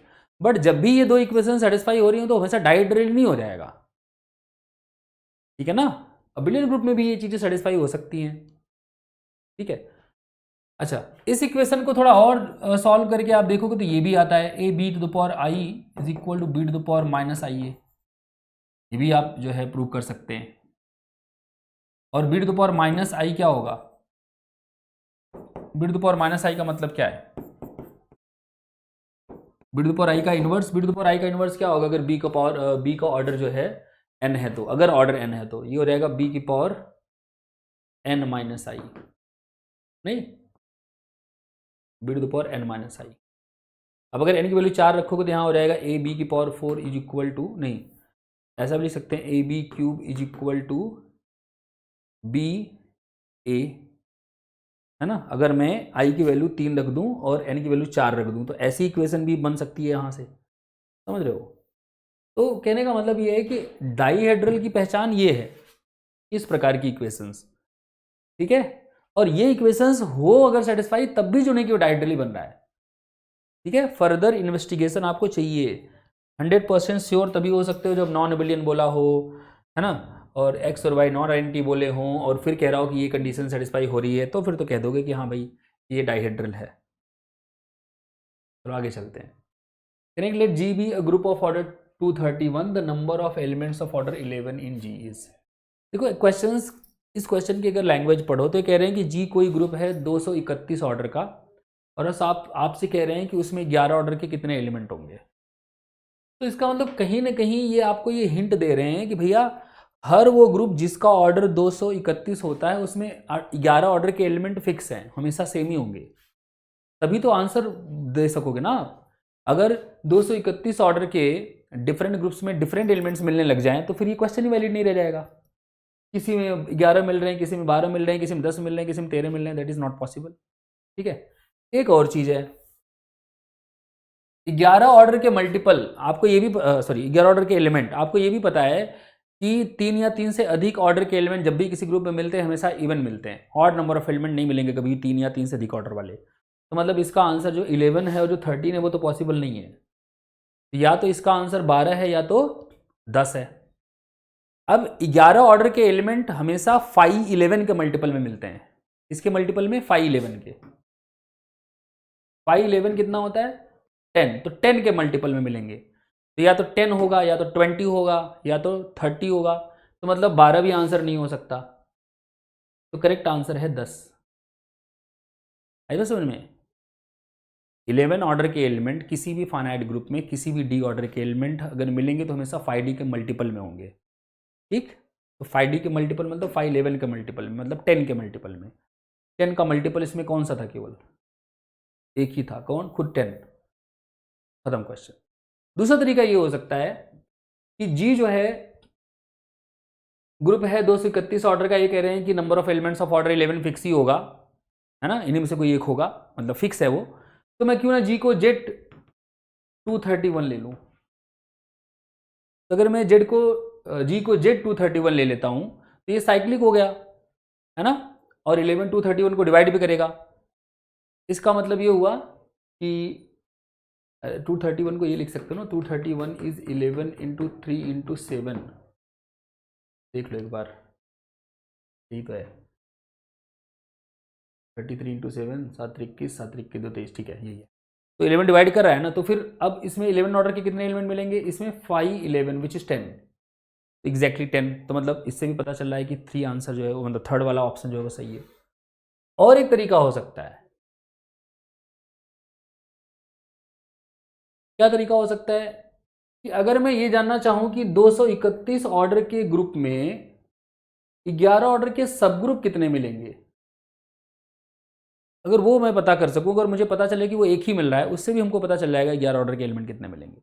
तो अगर मैं, आपको ये ध्यान होगा साइलोस थर्ड थ्योरम कि नंबर ऑफ PSSG, तो number of 11 SSG N11 is equal to always of the form 11K plus 1, where this 11K plus 1 must divide the remaining, that means 21। मतलब 11K plus 1 क्या क्या हो सकता है, या तो 1 हो सकता है, या तो 3 हो सकता है, या तो 7 हो सकता है, या तो 21 हो सकता है। 21 नहीं हो सकता क्योंकि फिर K की वैल्यू इंटीजर नहीं रह जाएगी। K की वैल्यू क्या आएगी 21 लेने पे, 20/11, वो पॉसिबल नहीं है। 7 भी नहीं हो सकता क्योंकि वो हो जाएगा 6/11, इसके बराबर रखोगे तो।